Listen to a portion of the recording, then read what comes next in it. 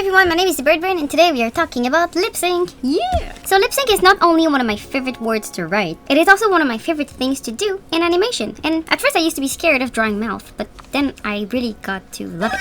It's so much fun. There's so much expressivity that comes with animating a mouth. But honestly, like a very expressive mouth like this thing here will bring even the most static images to life in a very, very special way. Oh, what do we say to the god of death, Aaron? Not today! So today what we're gonna learn is some advice about lip sync, and I'm gonna also show you how to put a mouth on a peg. Because we have to kill your movable island there! So in this animation I had 3 days to do it. I had to be very fast, and usually when I do animations for Game Grumps or other YouTubers as freelance, I like to do very easy animation and go bananas on the lip sync. This is where all my money goes, okay? Super duper. That's new. All the dollars are being spent on the talkie. So in that scene I had Aaron as a pile of ashes, and it just moved with like a very, very system of like deformers and peg. And I would make it act by just like pulling one peg, and that's how you would act up. And then for the mouth, I just use classic drawing substitutions. Yeah, you didn't tell us how to actually use it. And this would be like my starting point. But then if you just keep using these mouth shapes, then your animation will look a bit ordinary.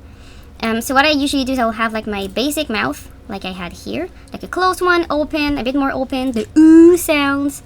And if I make a long-term project, I usually have happy, neutral, and sad, or just happy and sad, because happy can be neutral depending on the character. And then here are my tips for animating the mouth in the timeline. So I'm gonna go on my mouth layer, and I'll do as if I was doing it from scratch. So I would have nothing on my layer. And you know, if you have your sound imported, sometimes what I like to do is just focus on the mouth layer itself. So to do that, you can either click on the mouth layer, and then in here you have the view modes. You can have view tag layer only, view selection mode only, and you can play with those. They're very useful. If you want to tag a layer, you can right click and you can go to tag, and you can do like a timeline tag, and this is going to tag it so that when you activate all your tag layers, they're going to show up.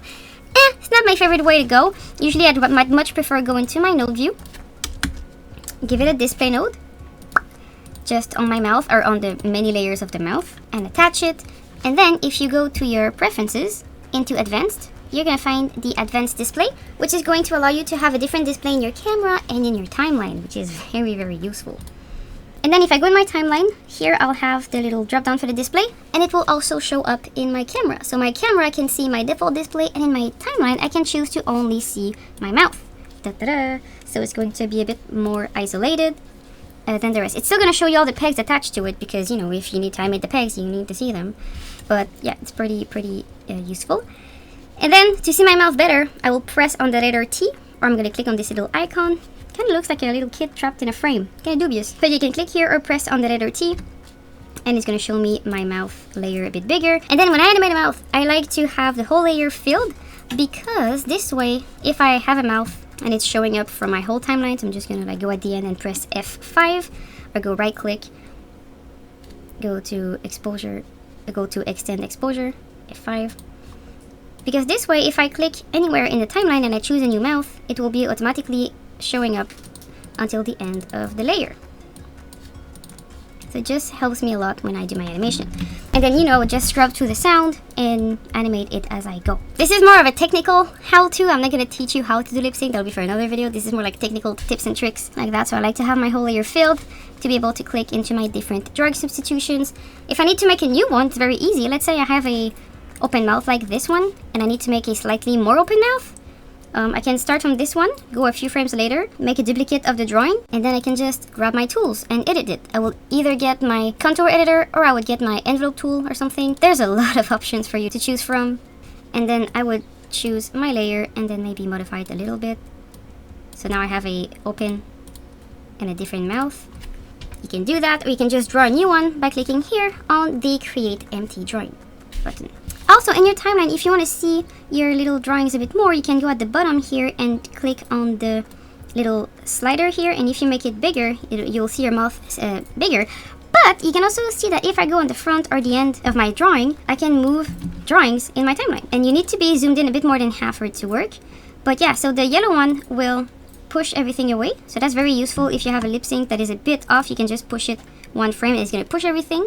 And the red one allows you to kind of hesitate between two drawings like this, so it's not going to push everything away. However, be careful, because it will eat everything in its path. And my last advice is to, if you have a style where the animation is static and the mouth moves on top like I always do in my animation, what I recommend often is to have multiple pegs. So the mouth peg would be used to move the mouth around, and the stretch peg would be used if you need to make little adjustments, like do this on your mouth. The stretch peg will always be under the peg you use to move, because otherwise you're going to stretch the move and it doesn't make sense. And if the stretch is on top, then the pivot point moves, it's not great. So moving peg on top, stretchy peg under. This is only if you want to have 2 pegs. If you're really in a hurry, it works fine with just 1 peg. I just like to sometimes layer my animations because it's easier. And the advantage of using a mouth on a peg is that you can reuse the same mouth for many characters. This is what we would do like in shows like Wakfu. This is what we did for Bigger Rule 6. This is what I do in all my Game Grumps animation. Let's be honest. It is very efficient. So I hope you enjoyed, and I'll see you again next time. Bye-bye!